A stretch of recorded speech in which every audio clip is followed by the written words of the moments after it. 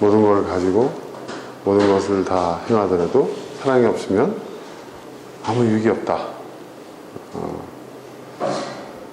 그리고 사랑이 믿음, 소망, 사랑, 이 세 가지 가운데서, 이 세 가지는 항상 있을 거지만 그 중에서 제일은 사랑이다. 사랑이 가장 우선적인 가치를 갖고 있다. 사랑이 우리 인생에 가장 큰 의미를 주고 있다. 가장 큰 기쁨도 주고 있다. 뭐 이런 얘기죠.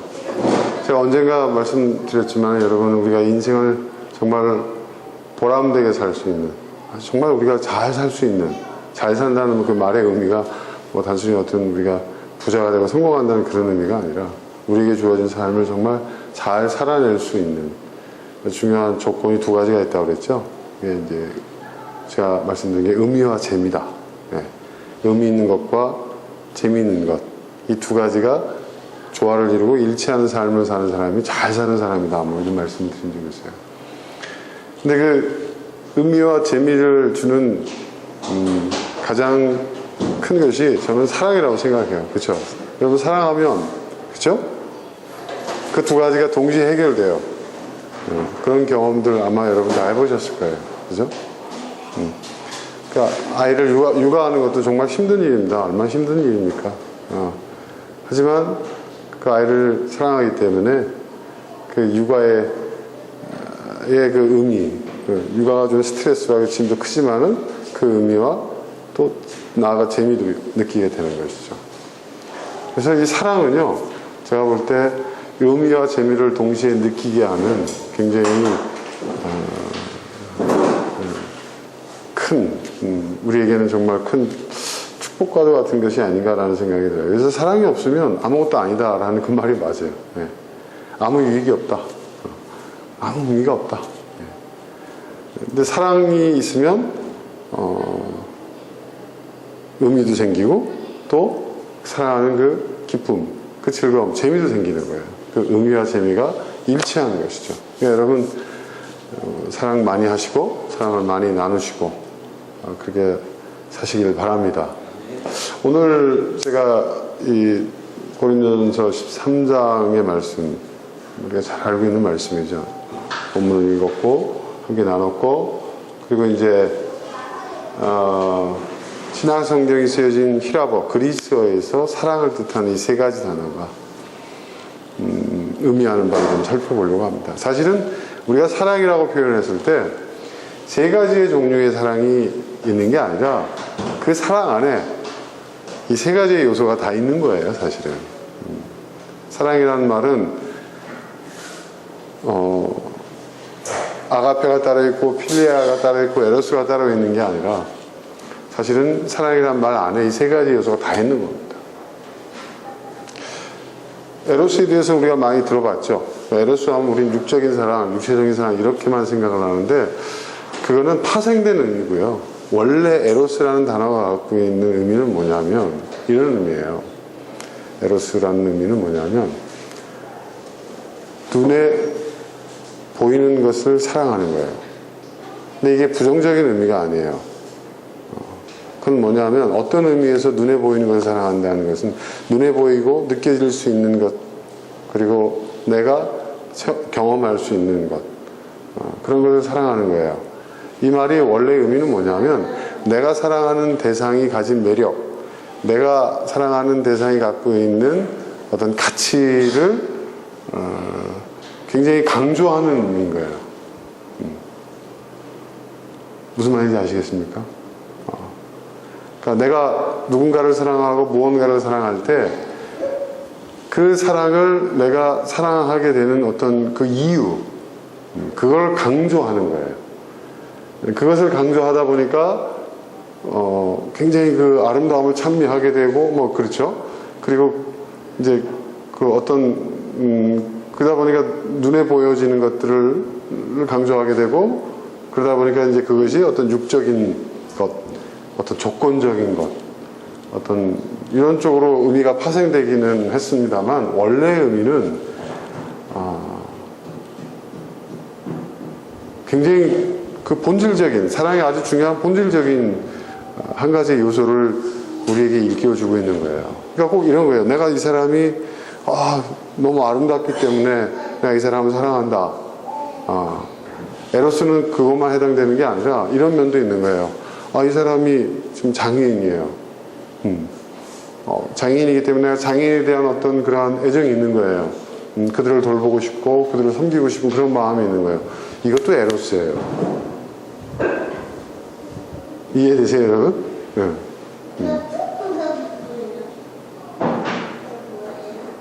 그러니까 내가 그것이 사람이든 아니면 사람이 아니든 어떤 대상이든 간에 내가 그것을 사랑하는 그 이유가 강조됐을 때, 그리고 내가 그것을 사랑하는 그 이유가 되어졌을 때, 그것은 에로스가 되는 거예요.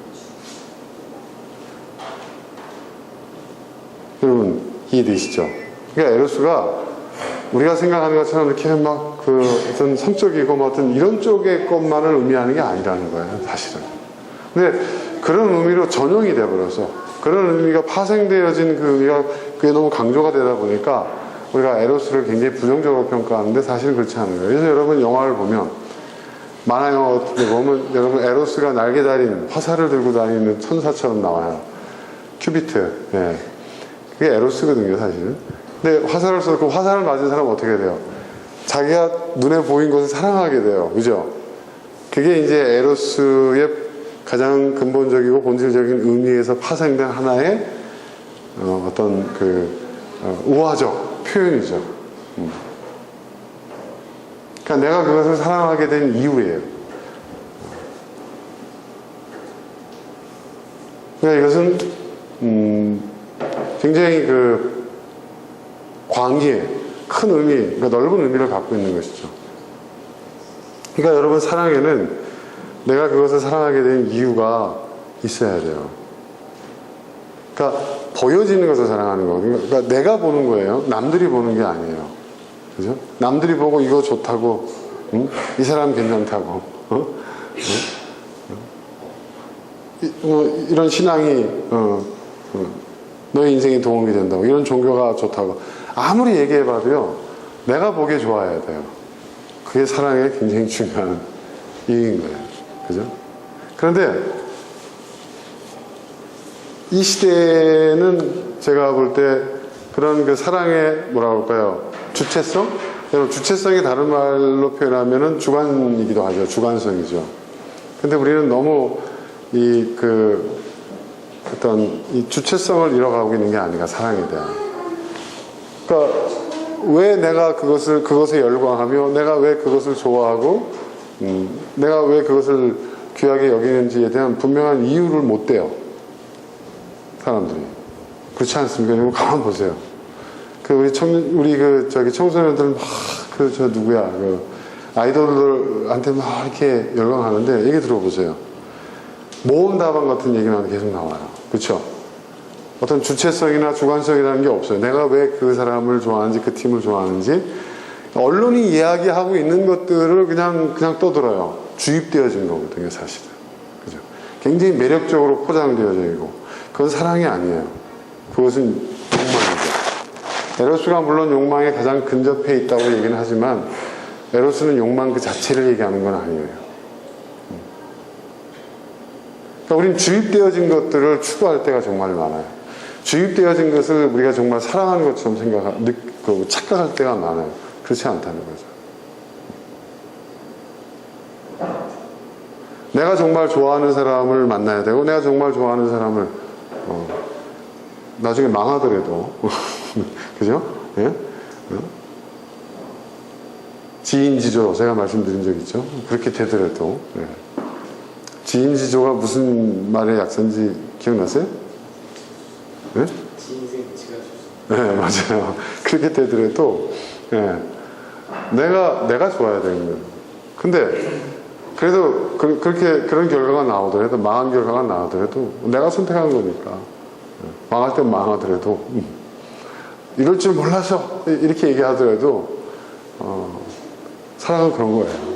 근데 그러니까 사람들이 지금 자본주의 사회가 되고 21세기 이제 어떤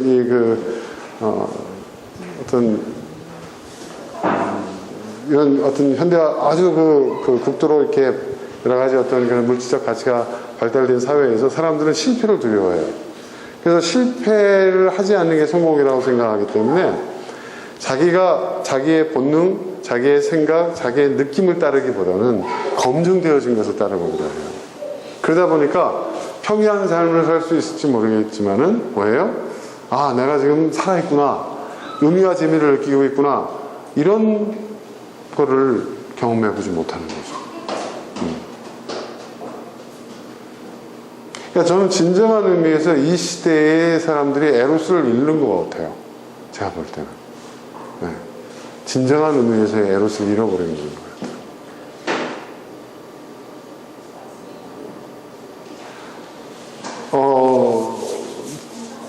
지난달에 저희 회사에서 공채 사원들 뽑는데 매년 20명씩 공채를 이제 하기로 하고 사람을 이제 면접을 보는데 수백 명이 몰려왔어요. 자, 이구동성으로 이제 면접관들이 하는 질문들이 있어요. 뭐냐면 우리 회사에 왜 왔니? 우리 집에 왜 왔니? 하는 거죠. 우리 회사에 왜 지원했냐?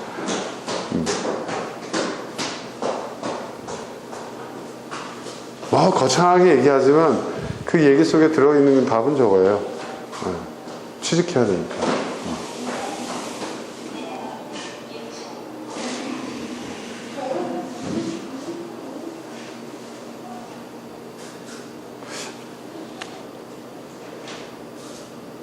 명문대 나온 정말 사람들도 막 지원을 해요. 전에는 이제 지원하지 않았던 스카이대에서 일반적인 절반 정도가 거의 그 정도 수준에서 오더라고요. 그런 걸 보면서 제가 느낀 것은 전혀 우리 회사와 하는 일과 무관한. 근데 질문에 대한 답을 들어보면 이게 다 공부하고 온 게 티가 나요. 인터넷에 떠 있는 거 또는 무슨 요즘 또 취업학원들이 제일 잘 돼요. 여러분 요즘 입시학원보다 더 잘 되는 데가 취업학원입니다. 아세요? 여러분의 자녀들 대학 들어가면 야 이제 입시학원 다 끝났다 사교육 할지 모르겠지만요, 여러분 진짜 돈이 많이 드는 데가 취업학원이에요. 그리고 취업학원 얼마짜리를 다느냐에 따라 결과가 확 달라져요. 실제로 그렇습니다. 왜냐하면 그 취업학원에 있는 사람들이 대부분 다 대기업 인사 담당 임원들 출신들이 와 있거든요. 그러면 거기 보면은 그 레퍼런스가 다 있어요. 그거 보고 이제 취준생들이 막 지원하죠. 사교육비는 비교도 안 될 정도로 어마어마합니다. 그런 애들이 보니까 결과도 좋더라고요. 그러니까 그렇게 하는 거죠.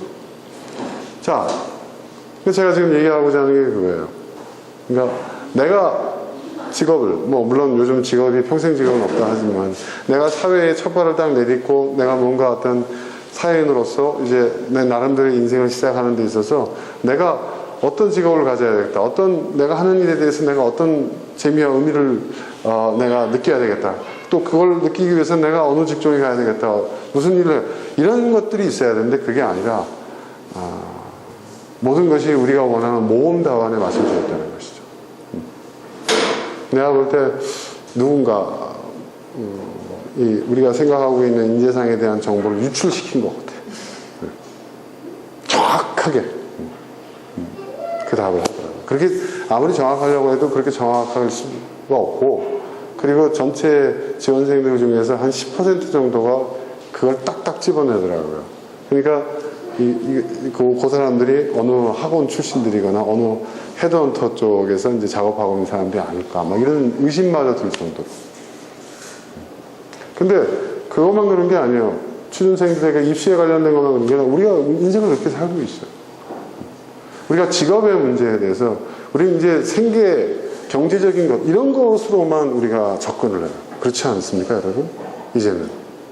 그렇죠? 뭐 먹고 살지? 네? 물론 먹고 살기 힘든 시대에는 그런 걸 해야 된다. 그런 걸 가릴 필요 없어요. 일단 먹고 살아야 되니까.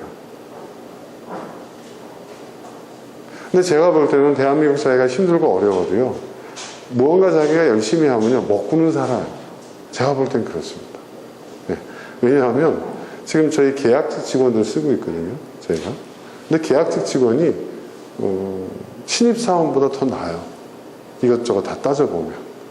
여러분 이제 4대 보험 다 되는 거 아시죠? 계약직도요 3개월 이상 계속 근무하게 되면 4대 보험 다 주고 퇴직금도 줘요. 일부러 계약직을 하는 사람도 있어요. 투잡, 쓰리잡 뛰려고. 왜? 칼퇴근에도 딱 계약되어져 있는 그 시간에만 움직여요. 근데 정직원들은 물론 노동법상은 그렇지만은 회사에 일이 있으면 어쩔 수가 없잖아요. 저도 야간을 반복도 타고 있어요. 어저께도 출근해서 일하고 왔습니다. 누가 시킨 게 아니에요. 책임감 때문에 해야 되는 거죠. 자, 저는 그나마 다행이라고 생각합니다. 제가 좋아하는 커피. 또 커피는 또 많은 사람들을 만날 수 있고, 또 커피와 콜라보레이션 될 수 있는 분야가 많거든요. 문화라든지, 예술 분야라든지. 그러니까 다양한 사람들과 다양한 것들을 접하고 거기서 의미와 재미를 느껴요. 그래서 저는 운이 좋은 거죠. 어떤 의미에서.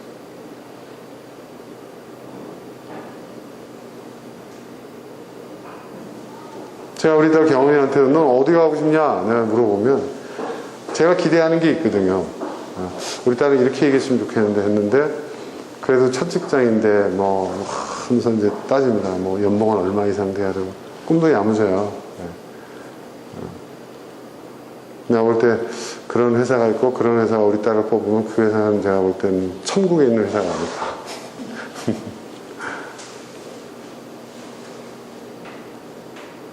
그러니까 본인이 나는 어떤 사회인이 되겠다, 나는 어떤 인생을 살아가겠다 이런 생각보다는 내가 사회의 첫 직장이 되려면 이 정도는 돼야 되지 않을까. 그래야 내가 사회적 레벨을 이 정도 깔아놓고 시작할 수 있지 않을까.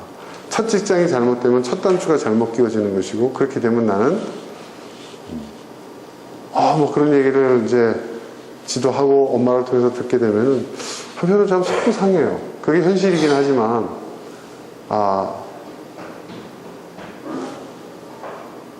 그렇구나. 근데 그러다 보니까 여러분 어떻습니까? 의미와 재미를 느낄 수 있을까요? 설사 그런 원하는 직장에 들어간다 하더라도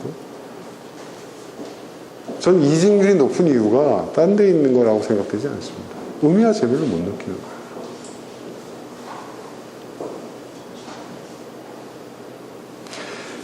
여러분 이 에로스라는 것이 그러니까 어떤 의미에서 진정한 의미에서의 에로스가 이 시대에는 없는 거예요. 그죠?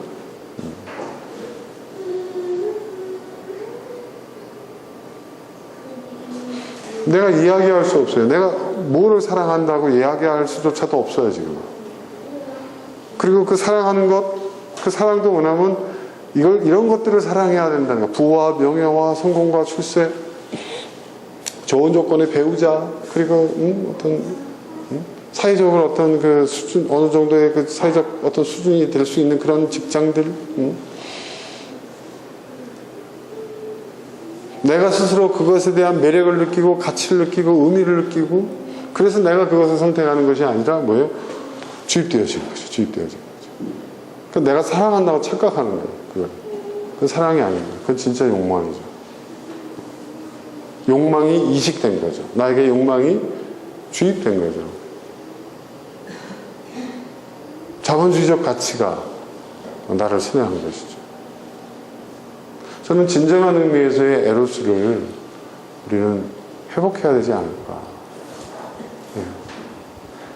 내가 좋아하는 것을, 내가 사랑하는 것을 얘기할 수 있고 그것을 내가 좋아하고 사랑하는 이유가 무엇인지도 내가 소신하고 얘기할 수 있는, 명확하게 얘기할 수 있는 그런 의미에서의 에로스가 우리에게 있어야 되지 않을까. 그런 생각을 좀 많이 해보게 됩니다. 그 다음 필리아는 우리가 흔히 우정이라고 많이 번역을 합니다. 뭐 사랑의 어떤 단계론을 펼치는 사람들은 맨 밑바닥에 에로스가 있고 그 위에 필리아가 있고 그 위에 아가페가 있다고 하지만 전 그게 아니라고 생각을 합니다. 이젠 그게 아니라고 이제 저는 생각이 돼요. 저도 예전에 그런 설교를 좀 해본 적이 있어요. 하지만 그게 아니라 이 아가페, 필리아, 에로스 이 세 가지는 모두 다 사랑의 삼위일체죠. 그 사랑이라는 것은 무엇이냐를 설명해주고 있는 세 가지의 관점, 세 가지의 어떤 구성 요소라고 얘기할 수가 있는 거예요. 필리아는 우리가 흔히 우정이라고 얘기해요. 그죠? 그죠? 그러니까 예수님이 베드로에게 네가 나를 사랑하느냐 했을 때 예수님 말씀하신 사랑은 아가페였어요.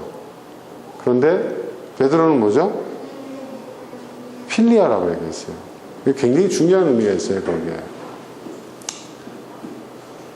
너는 나를 진정 사랑하느냐? 이렇게 얘기하는데, 예수님 그렇게 얘기하시는데, 베드로는 필리아를 얘기했고, 필리아가 우정이잖아요, 우정이라고 흔히 얘기하는데, 필리아는 뭐냐면, 이거예요, 상호적인, 서로가 서로를 사랑하는 거예요. 이게 무슨 말이냐면, 에로스는 사실 일방적일 수 있어요. 내가 그걸 좋아하는 거예요. 그렇죠? 내가 그것을 좋아하는 이유를 강조하는 것이 에로스라는 것이죠. 그죠? 그러니까 내가 좋아하는 거예요. 근데 필리아는 뭐가 성립돼야 되냐면 서로가 좋아해요. 상호적인 거예요. 상호적인 거. 네. 그래서 이 필리아는요, 뭐가 성립하냐면, 여러분, 배신이라는 사건이 성립될 수가 있어요. 근데 베드로가 예수를 배신했잖아요. 네. 그게 필리아예요. 그래서 필리아라고 얘기한 거예요. 난 당신을 뭐예요? 사랑하지만 그 사랑을 배신했습니다. 라는 표현이 그의 고백에 담겨져 있는 거야. 그러니까 이 필리아는 상호적인 거예요. 그래서 뭐냐면 기대치가 있는 거예요. 상호적인 거니까. 내가 이만큼 했으니까 적어도 뭐 자본주의처럼 뭐 주고받는 건 아니더라도 내가 이만큼 사랑을 했는데 이 사람도 나에 대해서 이만큼의 사랑을 주겠지. 내가 이만큼의 헌신, 내가 이만큼 기대를 했고 우리 아이를 이렇게 공들여서 내가 사랑을 주면서 키웠는데 이 아이가 그래도 부모의 최소한의 어떤 이러한 기대치만큼은 그 기대를 저버리는 행동을 하지 않겠지 하는 이런 관계 있지 않습니까? 이것도 사랑이에요. 이게 필리아예요.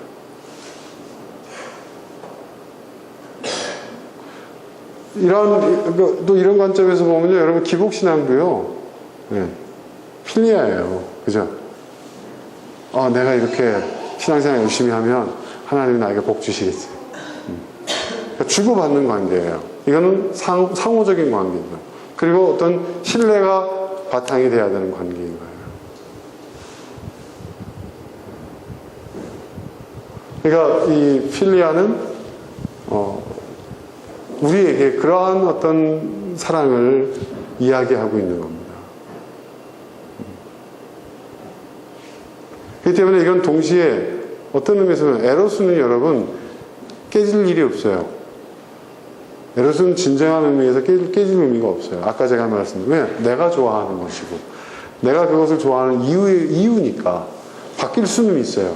근데 바뀐다고 해서 왜냐하면 이거는 뭐예요? 다소 주관적인 일방적인 거라고 그랬죠. 그죠? 짝사랑이라는 것도 있잖아요. 그러니까 그렇기 때문에 이거는 상대적이에요. 그러니까 어린아이가 어렸을 때는 뭐예요? 네. 나는 이 다음에 커서 뭐가 될 거야? 번개맨이 될 거야? 이러다가. 네, 그죠? 번개 엄청 열광하고 막 사랑한다 그러고 막 그러잖아요. 애들은. 네? 그러다가 크면 나중에 어떻게 돼요? 그게 벗어나요. 그죠? 번개맨을 사랑하지 않는 것에 대한 죄책감을 느끼나요? 느끼지 않나요?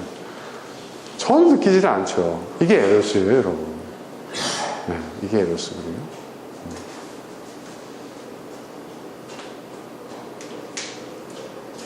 그러니까 이거는 그 사랑이 지속되지 않아도 그 관계가 지속되지 않아도 오히려 그것이 상대적으로 바뀌어도 문제가 안 돼요. 전혀. 네. 근데 필리아는요 그게 안 되거든요. 왜? 상호적이니까.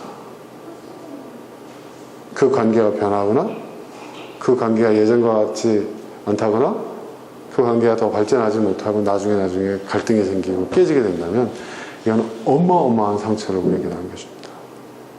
내가 사랑한 것만큼 아니 그 이상. 그래서 필리아는 배신이라는 말이 성립이 되는 관계입니다. 그래서 여러분 인간관계가 많고 친구관계가 많고 그리고 다 이렇게 사회활동이 많은 사람들 이렇게 보면요, 야, 저 사람들은 굉장히 그릇이 크구나. 근데 그 그릇의 크기가 무엇의 크기를 얘기하는지 아세요? 딴 게 아니라 상처를 담아내는 그릇이에요. 사실. 상처를 담아내는. 여러분 가족하고 사는 것도 힘들지 않나요? 저희 집사람을 보면 어떨 때는 문득문득 이런 얘기를 해주고 싶어요. 나를 버려라. 나하고 사는 게 그렇게 힘들면 나를 버려라. 이런 얘기를 해주고 싶을 때요. 진심입니다. 네. 집에 가서 혼날 거 없네. 오해하지 마십시오, 여러분. 네. 아니, 너무 힘들다고 하니까. 아니, 그렇게 힘든데, 어떻게 하게. 객관적인 입장에서 볼 때. 애들 때문에 막, 이제 다 큰 애들 때문에 막 걱정하고 막 고생하고 속상하다고. 쟤네들 방 하나 얻어가지고 나가서 하려고 그럴까? 그러고 싶을 때가 있어요. 근데 그렇게 하면 해결될까요, 여러분? 해결이 안 돼요. 해결됩니까, 여러분? 에로스는 해결이 돼요. 그러니까 사람들이요, 이 필리아의 이 관계를 에로스의 관계로 이렇게 끌어내리고 그걸로 치환시키는 거를 현대인들이 되게, 특히 요즘 젊은 애들이 그런 걸 해요. 왜냐하면 편하니까. 쉽게 만나고 쉽게 헤어질 수 있으니까. 근데 그게 그렇게 될 수 있는 게 아니에요, 사실. 인간과 인간의 인격적인 관계가 성립이 되게 되면, 네? 인격적인 관계는 그래서 무서운 거예요. 이건 상호적인 관계예요. 아휴, 도장 찍읍시다 하고 해결될 수 있는 게 아니에요. 내일부터 너 안 봐 한다고 해결될 수 있는 관계가 아니에요. 이게 참 무섭습니다. 그러니까 여러분, 이 필리아의 관계, 이 필리아의 사랑도요, 여러분, 쉬운 게 아니에요, 사실. 가장 어려운 게 뭔지 아세요, 여러분? 우리가 부모님의 사랑을 아낌없이 주는 사람 이렇게 얘기하지만, 우리의 동양적 가치에서 효라는 게 있잖아요, 효. 그죠? 이 효라는 게 여러분, 인간의 도리를 얘기하는 거거든요. 그죠? 효, 충, 인, 예. 그렇지 않습니까? 그죠? 이게요, 여러분, 다 뭐예요? 인격적 관계. 그죠? 이게 다 필리아의 단계의 사랑이에요. 이게 뭐 낫다는 그런 얘기가 아니에요. 여러분, 인, 예, 의, 지, 예? 충효, 뭐 이런 관계에 의해서 이루어진 세상이 이상형이다. 유교에서는 그렇게 얘기하거든요. 근데 제가 가만히 생각을 해봤어요. 저는 못 살 것 같아요. 네. 그렇죠? 모든 것이 마땅히 해야 할 것을 해야 하는 것이거든요. 내가 이것을 할 때 저 사람이 저것을 한다는 어떤 그런 약속, 그런 의무와 책임, 그리고 그것이 충족되어졌을 때 부여되는 권리에 의해서 이루어지는 관계가 사실 필리아예요, 여러분. 이런 관계 한번 생각해 보세요. 이런 세상. 여러분, 어버이날 때 힘들지 않으세요? 나이가 갈수록 점점 힘들어집니다. 아니, 돈 들어가는 게 힘들다는 얘기가 아니잖아요. 네. 그죠? 부모님들은 점점 이렇게 나이 드시면서 그 몽테뉴가 얘기한 것처럼 사람은 뭐예요? 임종이 가까워질수록 더 어린아이가 된다고 하잖아요. 어릴 때보다 더 어린아이가 된다는 말을 했거든요. 왜 이렇게 섭섭한 게 많으신지. 그러니까 말 한마디도 조심해야 돼요. 더 조심해야 됩니다. 점점 조심해야 됩니다. 네. 옛날에는요, 제가 보여요. 저희 부모님들을 이렇게 보면. 섭섭마귀가 씌워져 있어요. 옛날에는 안 그러셨는데, 서로도요, 여러분 보세요. 나이 든 부부가요, 덜 싸울 거겠죠? 아닙니다. 여러분 다 아시잖아요. 부모님들 맨날 싸우잖아요. 아시죠? 네. 네. 티 안 내시는 거지만 사실 엄청 싸우세요. 네. 요즘에는 제가 아주 죽겠습니다. 네. 저희 어머니가 저한테 다 일러요. 방금 전에 항상 이제 막 얘기하시고, 또 어머니도 얘기할 사람이 없잖아. 누구하고 얘기를 하겠어. 큰아들하고 얘기를 해야 되겠다. 네가 좀 어떻게 좀 해봐라, 네 아버지. 이런다고요. 그럼 저희 아버지한테 전화를 해요, 제가. 왜냐하면 그 전화를 받고서 가만히 있으면 안 돼요. 그럼 뭔가 나보고 SOS를 친 거잖아요. 그러니까 내가 그래도 노력은 했습니다라는 성의는 보여야 돼. 그런 걸 받았는데도 안 하면은 안 돼. 이게 아무것도 안 먹었죠? 굉장히 중요한 문제예요. 그렇죠, 여러분? 공감하지 않습니까? 힘들어요. 네. 나이 드신 80이 다 되신, 80 넘으신, 우리 아버지는 80 넘으신 그런 부모님들, 쉽지 않습니다. 진짜 쉽지 않아요. 제 마음속에, 나는 효자는 못 되겠구나. 내가 부모님께 대한 도리를 다 해야 되는데. 그런 마음이 들죠. 그 죄책감이 있죠. 하지만, 그렇다는 거예요, 현실은. 그리고 나이 드실수록 예전에 그런 얘기는 안 하는데 이 부여막심한 놈 뭐 이런 말씀을 하세요. 그러니까 그 효도를 기대하시는 거예요. 그러니까 부모님이 젊었을 때는 안 그러셨는데 나이가 드실수록 의지할 때가 필요하거든요. 부부가 서로 의지하다 힘드니까 싸우는 거예요. 그리고 그 싸움의 불통이 자식들한테 튀는 거고.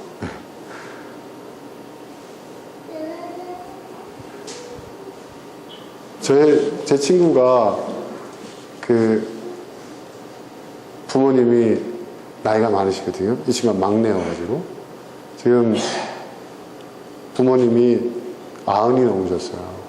근데 저한테 뭐라고 하는지 아세요? 어떨 때는 도망가고 싶다. 얘가 굉장히 효자거든요. 내가 볼 때. 그 막내라서 집에 사랑 많이 받았거든요. 근데 지금 이 친구가 내가 지금 50대 중반이 이 나이에 부모님 돌보고 섬기고 하는 이런 게 육체적인 힘든 건 힘든 것도 아니라는 거예요. 그건 뭐 얼마든지 하겠다는 거예요. 자기 부모님 기저귀도 간다 이거예요. 그런데 이 두 노인네가 거동도 못 하시면서 하루 종일 방 안에 앉아 계시면서 그렇게 싸운다는 거예요. 그렇게. 그러니까 부부가 100년 해로하는 게 좋은 게 아닌 것 같아요. 자기. 누가 둘 중에 한 사람 먼저 가는 게 아닐 것 같아요. 이런 얘기하면 얼마나 불효막심한 얘기입니까? 근데 오죽하면 그런 얘기를 하겠어요. 저 그런 얘기 많이 듣습니다. 그러니까 예전에 인간의 수명이 짧았을 때 부모님 살아계실 때 효를 다하라. 이게 그쵸, 인간의 평균 수명이 40대 중반 후반이었을 때나 통하는 얘기지. 그렇잖아요, 여러분. 여러분 조선시대 때 인간 평균 수명이 40대 후반이었잖아요. 그죠, 여러분? 왜 환갑잔치를 해요? 그렇게 사는 사람이 많지 않으니까 그냥 환갑잔치하고 난리 동네 축제를 벌인 거죠. 근데 지금 인간의 수명이 70은 기본이고 웬만하면 80, 90까지 살고 이제 100세를 바라보는데 여러분 이게 안 되는 거예요, 여러분. 예를 갖춰라, 인을 갖춰라. 옛날에 인구가 몇 명인 줄 아세요, 여러분? 네? 공자 활동할 때 중국의 인구가 몇 명인 줄 아세요, 여러분? 그때도 인구가 많았다고 하는데 전 세계 인구가 다 털어도 1억이 안 됐어요, 여러분. 그 시대에. 네? 근데 지금 인구가 지금 얼마나 돼 있습니까? 네? 50억을 바라보고 있잖아요. 70억인가요? 죄송합니다. 중국을 빼고 내가 계산했나 봐. 그런 세상이에요, 여러분. 한번 생각해 보세요. 그쵸?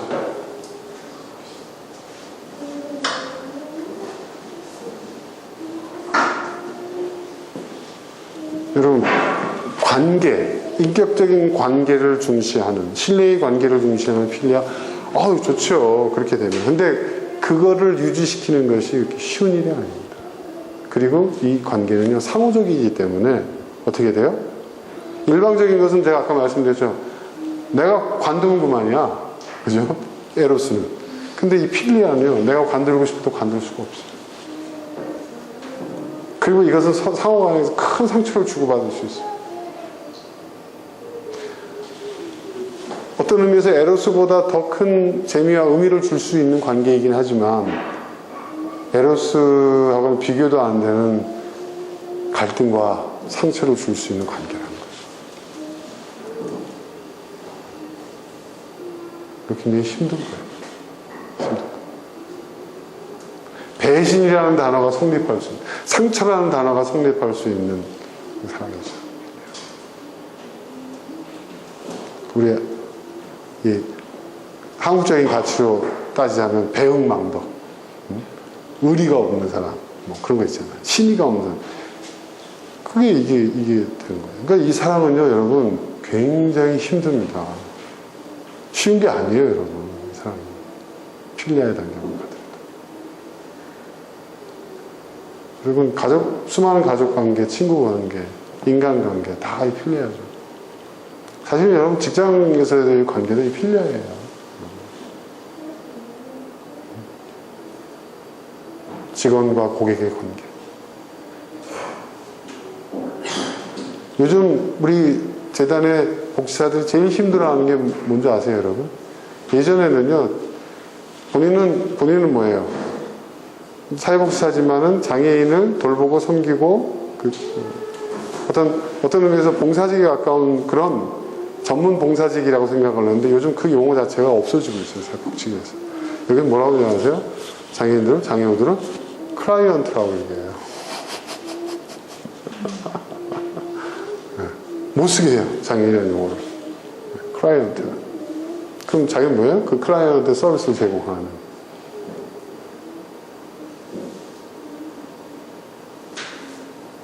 엄청 힘들죠. 고객 만족을 위해서 일을 해야 돼요.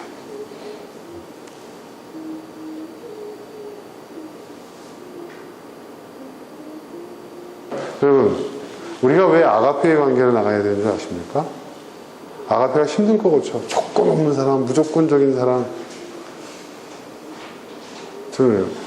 제가 요즘 와서 깨닫는 게 있어요.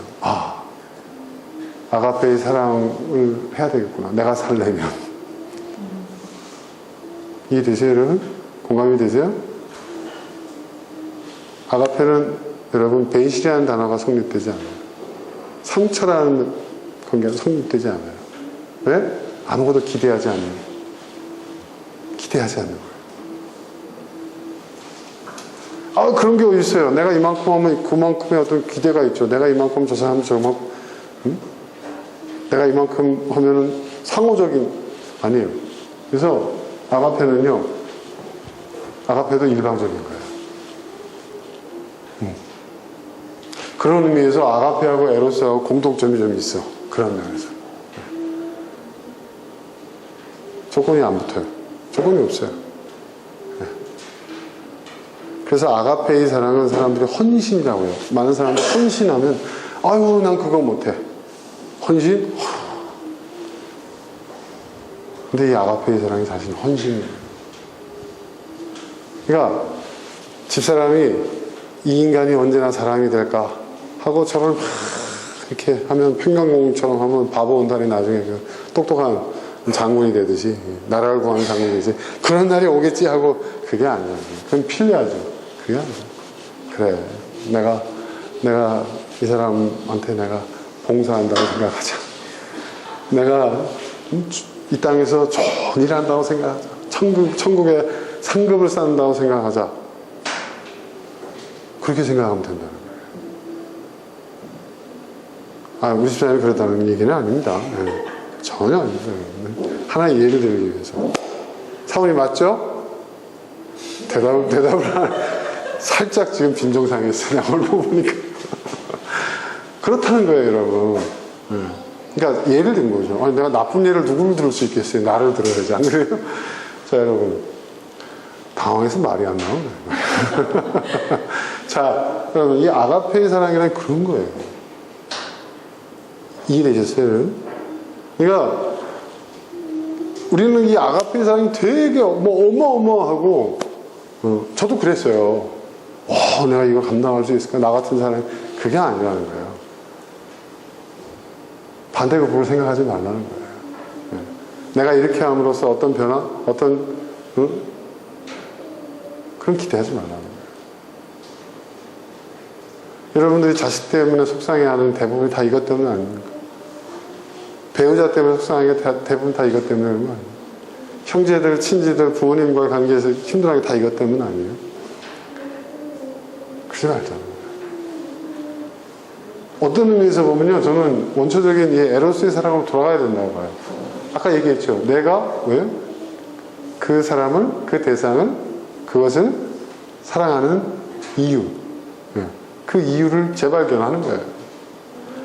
내가 자식이니까 부모님의 은혜를 받았으니까 은혜를 갚는 효를 다해야지, 예를 다해야지.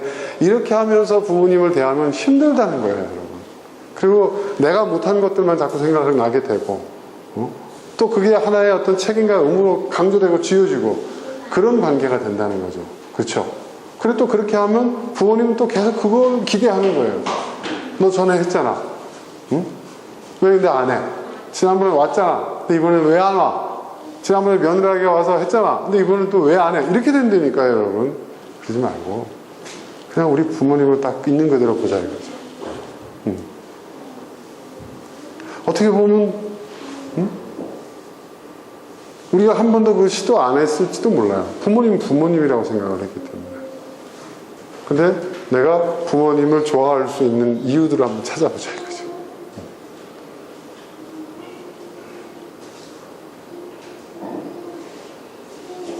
저희 어머니는 비유의 마술사예요. 비유의 마술사. 언어. 그러니까 뭐라 그럴까, 평상시에는 말 툭툭 던지시는데 아버지와의 관계에 있어서 본인의 어떤 그런 심정을 어떤 비유를 통해서 표현하시면 와, 제가 깜짝깜짝 놀랄 때가 있어요. 절묘해요. 어쩔 때는 제가 그걸 받아 적어가지고요, 제가 설교 때 써먹은 적도 있어요, 사실. 그러니까 그거를 어머니가 하는 이야기를 내가 해결해 드려야 될 문제라고 생각하지 말고 그냥 뭐예요? 내가 들어드리자.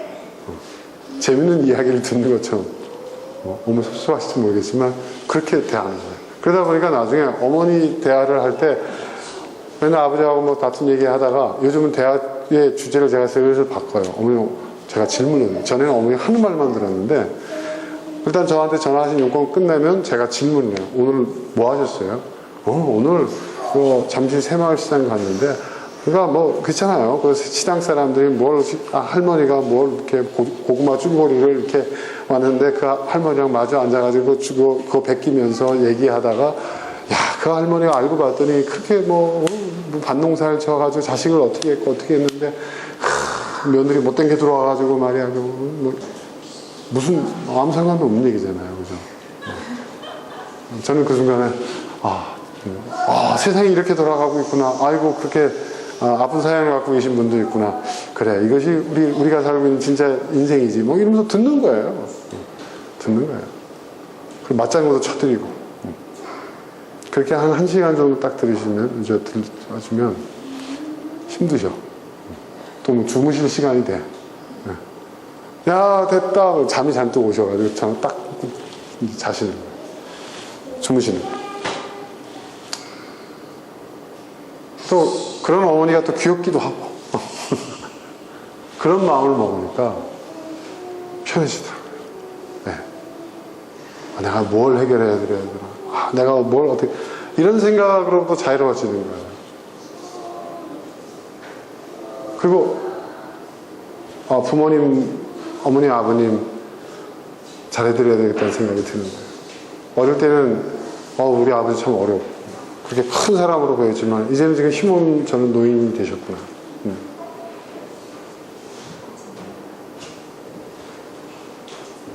그런 마음이 생겨요. 여러분, 이게 아가페예요.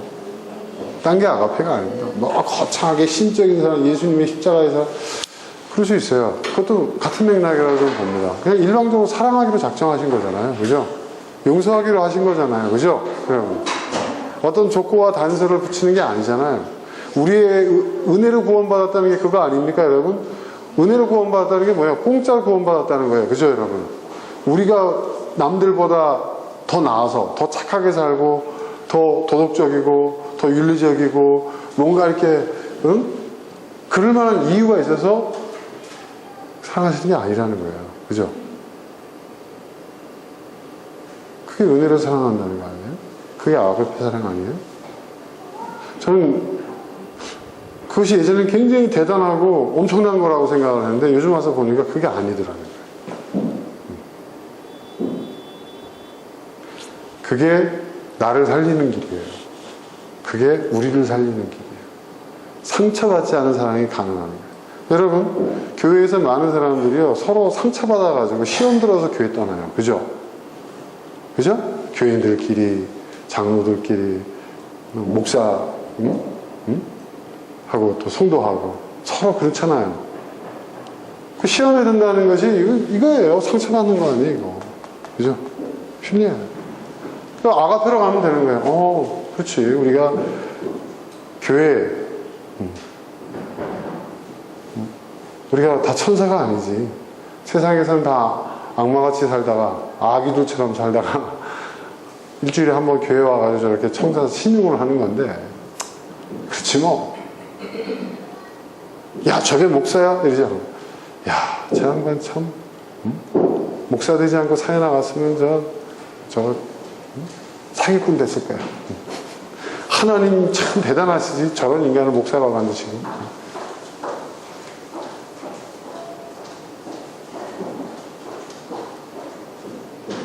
그러면 교회에서 서로 시험 들고 상처받으니 좀 덜 하지 않을까요? 그죠?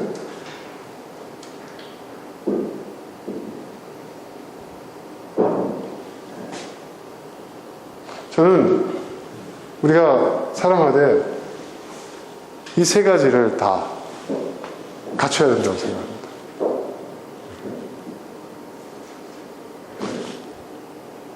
에러스는 이거 원초적인 것들이야. 이건 버려야 돼.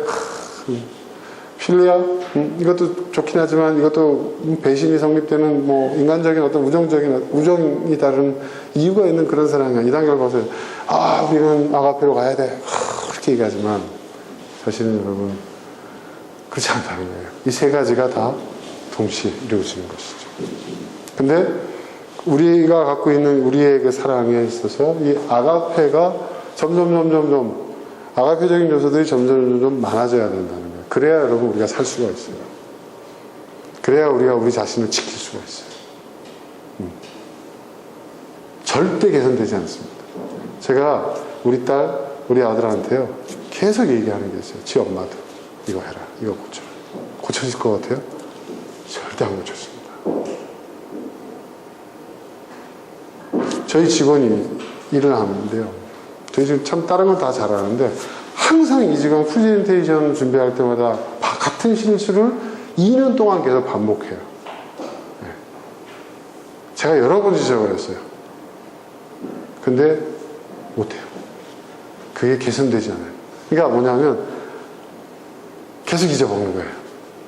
바로 직전에 뭐라고 얘기하면 하는데, 허둥대서 하는데, 네. 또 제가 말하는 거를 갖다가 말을 안 하면 또 잊어버려요.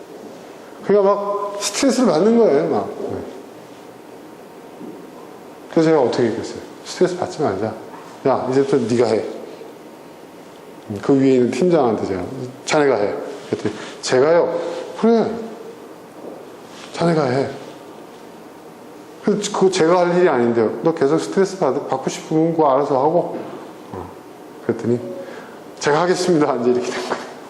그랬더니 서로 스트레스 받을 일이 없어요. 안 바뀌어요, 여러분. 사람 바뀔 것 같습니까? 절대 안 바뀝니다. 네. 그거는요, 스스로가 각고의 노력을 해야만 가능한 일이에요. 근데 그거에 대한 문제의식조차도 없는데 바뀔 것 같아요, 여러분? 절대 안 바뀝니다. 그렇기 때문에 우리는 아가페의 사랑을 해야 됩니다. 여러분의 자식 절대 안 바뀝니다. 악담일까요? 절대 안 바뀔 겁니다. 나이가 들수록 더 골칫덩어리 될 겁니다. 제 키워보니까 그렇더라고요. 근데 저희 부모님도 저한테 그런 얘기를 하셨어요. 배우자 성숙돼서 막 변할 것 같죠? 나이 먹으면? 아닙니다. 네, 더하면 더할지 덜해지지는 않을 것입니다. 현실입니다. 그런 사람들과 성인 군자들이 나눌 수 있는 필리아의 사랑을 나눈다고요? 여러분, 이 필리아의 사랑이, 여러분, 제가 볼 때는요, 이 군자들이 나누는 사랑이에요. 성인 군자들이. 제가 볼 때는. 그들에게나 가능한 사랑입니다. 이거. 그게 가능하다면, 제가 저 상호적인 거죠. 상대방도 성인 군자가 돼야 그게 가능해요. 나만 성인 군자가 되는 게 아니에요. 응? 불공평함을 느껴요. 배신감을 느껴요. 상처를 느껴요.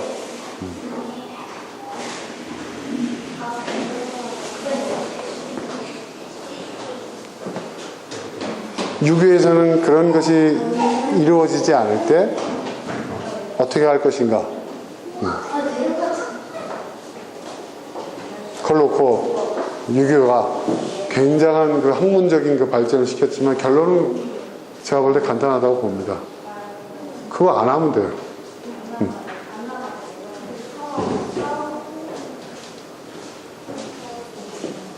일로 가야 됩니다. 그러니까 여러분, 우리가 서로에 대한 기대치를 다 떨어뜨려야 돼요. 그냥 내가 좋아서 해야 됩니다. 내가 사랑해서 그것을 하는 겁니다. 네.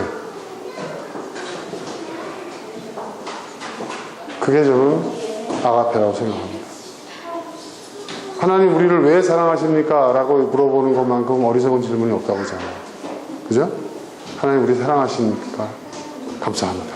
이게 가장 현명한 것이라고 얘기합니다.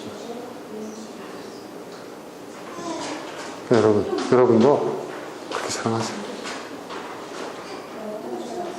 고린도전서 13장의 그 사랑이 가능하다니까요, 여러분. 가능합니다. 그래서 저는요, 요즘 제가 하는 일이 뭐냐면 사람들의 기대치를 낮추는 거예요. 저한테 기대하지 마십시오. 저는 제가 할 수 있는 일은 최선을 다할 것입니다. 하지만 제가 당신의 기대를 다 부응할 수는 없습니다. 저의 한계가 있습니다. 뭐 이게 일일이 말하고 다닌다는 게 아니라 이러한 컨셉을 갖는다는 거죠. 그러면 사회생활이 가능하시겠어요? 응? 하다못해 나가서 어디 무슨 거래처 영업을 하는데 그게 가능하겠어요? 된다니까요, 여러분. 되더라니까요. 오히려 더 잘 되더라고요. 네. 더 신뢰하더라고요. 그리고 저는 가서 열심히 하지만, 제가 그 거래처를 이렇게 공들인 만큼 그 거래처가, 거래를 성사시켜줄 거라는 기대를 안 해요. 저는 요즘 어디를 영업 다니는 줄 아세요? 예를 들어서 얼마 전에 SPC라고 해서 여러분 아시죠? 큰 삼립. 예. 문제도 많고 뭐 이러고 하지만 그 회사 또 잘하는 게 많거든요. 그 어떤 비즈니스적으로. 그걸 배우고 싶은 거야. 그래가지고 제가요, 이제 견적서 하나 딱 달랑 들고 그 회사를 찾아갔어요. 그랬더니 거기 이제 대리 하나가 나오더라고요. 그래서 제가 명함을 딱 드렸더니 순간 당황하면서 이제 자기가 생각할 때는 자기가 대할 분이 아니다라고 생각한 것 같아요. 그러니까 부장을 데리고 내더라고요. 그래서 부장하고 얘기하면서 제가 막 이런저런 얘기를 했어요. 그러니까 얘기를 하다가 나중에 한참 얘기를 하다가 얘기가 잘 되는 거예요. 그래서 내가 그 부장님, 근데 대표님 여기 무슨 일로 오셨다고 하셨죠? 맞아. 내가 여기 우리 제품을 소개하러 왔는데 깜빡 잊어버렸네요. 하고 우리 제품 하나 딱 드리고 그냥 왔어요. 목록을. 그리고 몇 번 놀러 갔어요. 참 배울 점이 많더라고요. 그 회사에서. 정말 배울 점이 많았어요. 네. 나쁜 점도 있지만 배울 점이 많았고 배울 건 배우면 되잖아요. 내가. 그죠? 그리고 또 새로운 사람을 또 내가 알게 된다. 인맥을 넓히게 된다. 이런 마음을 가지고 이렇게 좋게 얘기하고 온 거예요. 그리고 우리 제품들 몇 개 샘플도 주고. 그랬더니 SPC에서 우리한테 주문이 들어왔어요. 네, 주문. 전혀 기대 안 했어요. 그런 게 많아요, 여러분. 예. 그리고 어떤 젊은 청년들이 모여가지고 창업을 했어요. 커피 전문점인데 펫카페예요. 근데 전국에 지금 뭐 한 열 몇 개를 만들어서 젊은 사람들 좀 도와주고 싶은 거예요. 그래서 제가 가서 컨설팅을 해줬어요. 카페에 대한 컨설팅. 그랬더니 나중에 자기들이 직접 찾아와 나를. 그래서 도와주세요. 도와달라고 얘기를 하더라고요. 거래를 하게 됐어요. 그러니까 그런 거예요. 영업을 할 때도 여기를 해야 돼. 내 목표 달성을 숫자를 맞추려면 여기를 해야 돼. 이런 데 구애받지 말고 내가 가고 싶은 데 가는 거예요. 영업하는 거예요. 두들겨 보는 거예요. 네. 옛날에 저 그거 신학교에서 훈련 잘 받았잖아요. 저는 제가 볼 때 저한테 한 끼 줍소 시키면 전 정말 배 터지게 얻어먹고 다닐 것 같아요. 프로 아세요? 여러분 한 끼 줍시오. 그러니까 전혀 모르는 집도 문 두들기고 예수 복음 전하고 이런 훈련을 받았기 때문에 저는 전혀 거리낌이 없어요. 너무 좋아. 새로운 사람을 알게 되고 새로운 근데 기왕이면 내가 하나라도 배울 수 있는데 궁금한데 이런 데를 찾아다니자 이렇게 한 거예요. 그러니까 어떻게 했냐면 즐거워요. 굉장히 즐거워요. 저는. 그러니까 우리 직원들이 물어보는 거예요. 진짜 우리 대표님은 기쁨으로 일하고 계신다는 거예요. 뭐가 그렇게 신나시냐고. 신날 이유가 없는데 힘드시지 않냐고. 그래서 난 전혀. 그래서 그 요령을 알려줬어요. 그랬더니 그럼 저는 어디 갔다 올래 그러더라고요. 다녀봐라. 근데 첫 달 실적이 별로 안 나왔어요. 둘째 달 또 안 나왔어요. 셋째 날 되니까요. 결과가 나오기 시작한 거예요.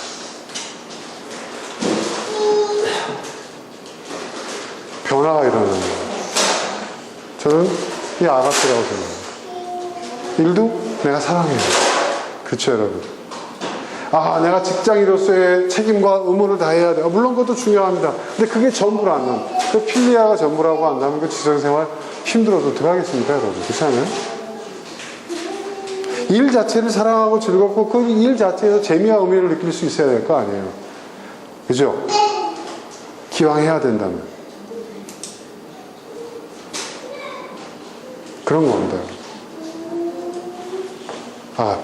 아가페는 하나님이 우리에게 부여한 의무가 아니라 우리를 구원하기 위해서 하나님이 알려주신 비책인 거예요. 비책. 여러분이 갖고 있는, 여러분이 사랑해야 되는 그 모든 것들을 이제 아가페로 채우십시오. 아가페가 주도하게 하십시오. 아가페의 것으로 바꿔나가 보십시오. 그러면 여러분의 삶이 더 의미 있고 더 즐겁고 기쁜 일들로 의미와 재미로 충만한 그런 삶이 될 수 있을 겁니다. 저는 어저께 토요일 날도 나와서 일을 했는데요. 모처럼 놀러 오신 장희 장모님한테는 좀 죄송했지만 저는 나가서 즐겁게 일하고 왔습니다. 아주 즐겁게. 주말에 일하는 게 그렇게 좋습니까? 근데 즐겁게 일하고 왔습니다. 정말 힘들어요. 육체적으로는 피곤하지만 즐겁게 일을 했고 즐겁게 일을 하고 왔더니 육체적으로 피곤하지만 집사람이 밤에 시장을 간다고 할 때 제가 또 따라가서 짐꾼 역할도 기쁜 마음으로 하고 왔습니다. 네. 그걸 또 일이라고 생각했으면 저는 못 갔을 거예요. 힘들었어요. 하지만 그것도 어차피 가야 되긴 가야 되거든요. 네, 짐꾼이 없어요. 네. 그렇잖아요, 여러분. 네. 그리고 부인 말 잘 들어야 가정이 평화롭잖아요. 어차피 가야 되는 건데 기쁜 마음으로 가는 거죠. 그죠? 응? 자원하는 마음으로 가는 거죠. 그랬더니 집사람도 기분 나쁘지 않은, 좋아하는 것 같더라고요.